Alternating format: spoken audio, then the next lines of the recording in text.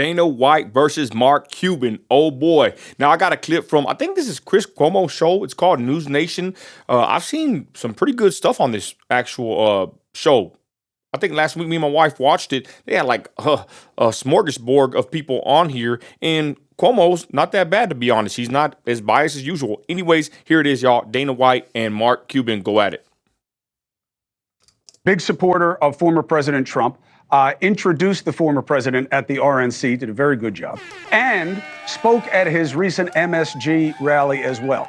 He is the CEO and president of the Ultimate Fighting Championship, Dana White. Dana, shout out Dana White. From the interview I saw with Rogan and Trump said that he basically helped save Dana White's the UFC, y'all. If you haven't seen that, check it out. You get a chance. And even Rogan said that Dana White will forever be grateful to Trump, with Trump helping him when no one else would help him, y'all. Salute Dana White here. Thank you very much for joining us. Thanks for having me. Haven't met you before, but I am a huge fan of the UFC, and I appreciate what you've added to the culture in that regard. Now, when you listen to Mark Cuban, you know economics as a businessman, but also in relating it to what you see in the people around you and what you're hearing. What do you believe his argument, how it lands with the voters, Dana? Well, a lot of the things that I've heard, since I've been on here, this election is about competency. It's about competency. When we were talking about diamond out your boss earlier, this isn't about your boss. This is a world leader. This is the guy. Yeah. This is a leader of the free world we're talking about here. Trump has already proven he can build a strong economy. He can secure the borders. And he is somebody that allies and adversaries respect. Those are all very important things. What's up with Mark Cuban? Why does he hate Trump so bad? Look at his face. Dude's already triggered. She has never, what has she proven? What has she done over the last 4 years? Zero. You cannot make the excuse that she was the vice president and she wasn't in charge of anything. I think she sucks. Kamala Harris sucks. Plain and simple. Horrible pick. Hillary Clinton's better than her. I think Joe Biden's actually better than her. Kamala Harris is a horrible candidate. Simple and plain. I think that Trump has this. Let's go. That's ridiculous. She is the sitting vice president of the United States right now. She's proven nothing. She's done nothing. I think she's in over her head. She knows she's in over her head, and nobody who is intelligent like Mark Cuban, Stephen A., or any of these other guys can tell me they truly believe that she is the better candidate. That's what I'm saying. I wonder why they push her. Like, what do they have on her? You know what I'm saying? What do they have? What does she have on them, should I say? I'm going to have Mark get in. I'm going to have Mark get in, but Dana, just clarify. Dana, clarify something, and then I'll have Mark Cuban respond if he wants, which I'm sure he does. Dana, can you tell me of a vice president you've ever heard of who did something remarkable on their watch? Not that they did anything. Let me tell you this. So that's a good question. Go ahead. Think about this. Right, leading up to the debate, everybody was talking about that he's never been sharper. He's on top of his game. I was just in a meeting with the other day. They do the debate ends, and they figure out he's unfit to run, right? He's the sitting president of the United States. He's unfit to run. So now they slide her in, right? Nobody voted her there. Nobody voted Kamala Harris. If she went up against other Democrats, she would not be in the position she's in right now. Fact. Okay? Well, it's not a fact. They slide her in there. Really? How did she do last time? How did she do last time? She was Biden's running mate, and they got 85 million votes. But I hear you. The process was a problem. Let Mark Cuban get in. Talk to your friend Dana. Dana, I love you. You're so wrong. Trump, inflation was up 25% over the Obama economy he inherited. Ask him about Yemen, where he decided not to take action and allowed 100,000 people to keep on dying in Yemen. Talk to him about his tariffs. What worked with his tariffs? He had 4 years to make tariffs work with China. China kicked his ass.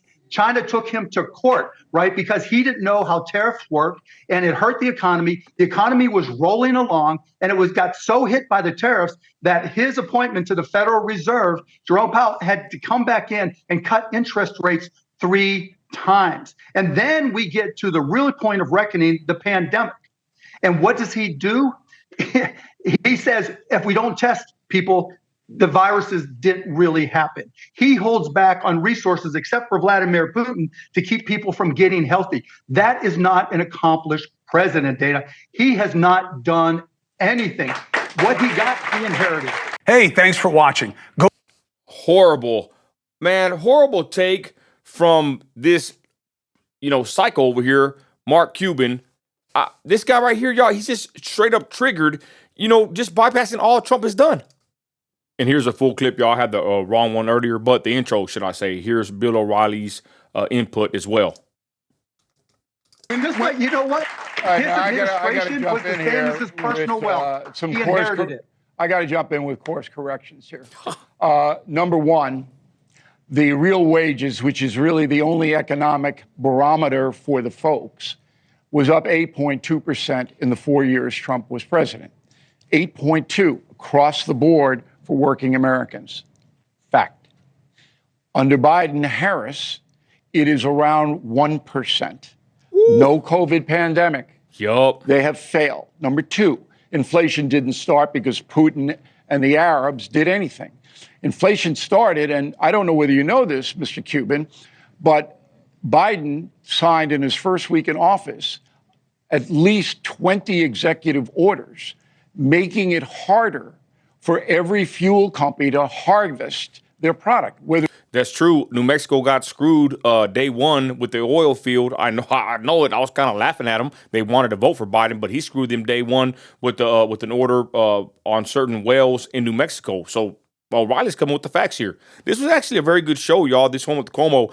This is the one I was talking about. He had all these people on here. It was a very entertaining show because everybody had their perspectives. Whether it be fracking or oil or anything. The fuel company said, holy you know what? We're going to get hosed because our prices to get the stuff out of the ground are quadrupling. So we're going to do it retail now. That's what ignited it, not Putin and not Saudi Arabia. That is the truth. Mark Cuban, respond, and then Stephen, please get in. Go ahead. Bill, you're bloviating. Thank you very much. No, I kept it pithy. I kept it. Cuomo understood it. I kept it pithy. I did. There was no big words. You're bloviating. The point is, yes, inflation. You think inflation just started when Joe Biden took office? That is. It was 1.4 when Trump left. Inflation was 1.4. 1.4%. I know. It just shows you don't know how inflation. You just don't. It shows you don't know what creates inflation.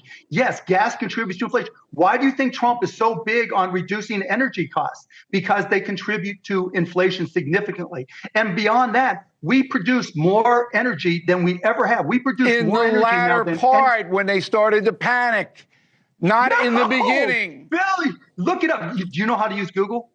Oh, wait. Out of all places, he wants to highlight Google. I actually tried to use Google the other day to fact check Cardi B, and I couldn't find any info on the lie that she spewed that everybody knew was a lie because Google is like, I'm gonna be honest, it's like propaganda. Now go to Twitter/X. I think you can get some better news than Google. No, that's where I get my information on Google, right? I actually research government records. Whoa, what a concept. You idiot, Mark. Come on, 1.4% when he leaves office, and it goes to more than 9 in a year. Come on. Let's bring. I mean, it's kind of simple, right? It's simple Bidenomics, y'all. It's very simple. Basically, under Trump, we were doing very well. Under Biden, bologna $6 to $7 for a pack of bologna when it was $2. My wife knows. The average everyday American knows. Mark Cuban probably don't know because he's sitting there, flying Lear jets and making FaceTime videos and responding from his private jet, y'all. I seen it. I seen it the other day. Dana back into this. Stephen A. Dana, it's good to see you, buddy. I know. Yes, I know. Dana. Dana, fully transparent. I don't know any of these. Dana White and Mark Cuban and I, we're all buddies. I've known them both for years. Must Dana, be fun. Yes, it is a lot. Here's the deal, Dana. Dana, when you speak about Donald Trump, obviously there's a lot of people that look at him and they say, he did a lot for the economy. I remember that, he did exceed the deficit to about $35 trillion. What I would ask you, however, is this: outside of the economy, what else has he done that you would deem positive in your eyes? Man, I would say this, the border, straight up. Any illegal will tell you if you speak to them, it's basically the common consensus. When Trump was in there, it was way different. America was respected. You know, he was there with Rocket Man crossing the line, the DMZ zone or whatever. I mean, Trump was respected. We were respected as a country. Where the hell has Biden been in the last 6 to 8 months, maybe even year? Nowhere to be found. And then they place Kamala in there. Talk about insurrection. They put her in that position. Nobody voted for the witch. Well, border crossings are up over 300% Yeah. since he left office. Middle and Odessa, full of Cubans and Venezuelans. I see it every day. And that's not including people that are undetected. And Yeah. you cannot deny that the world was a much safer place when Trump was in office.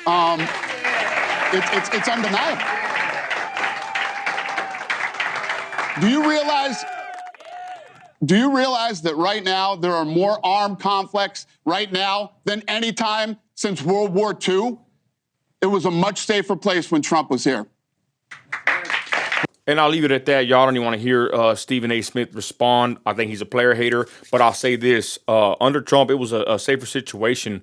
They said that he would cause wars and all that, you know, this, that, and the third. Never happened. You know, I'm going to be honest. I think that world leaders do not respect Kamala, do not respect Biden, of course, and I think that Trump is the pick that we need for the future of this nation. But there it is, y'all. Mark Cuban versus Dana White with a little bit of fact checking from Bill O'Reilly. This is a pretty good show, y'all. News Nation, if you get it, check it out. You know, old Frito over there, I was very pleasantly surprised by his show. Me and my wife actually watched it. We ain't been watching politics in a long time. But there it is, y'all. Let me know what you think in the comments. Let's go. I'm out of here.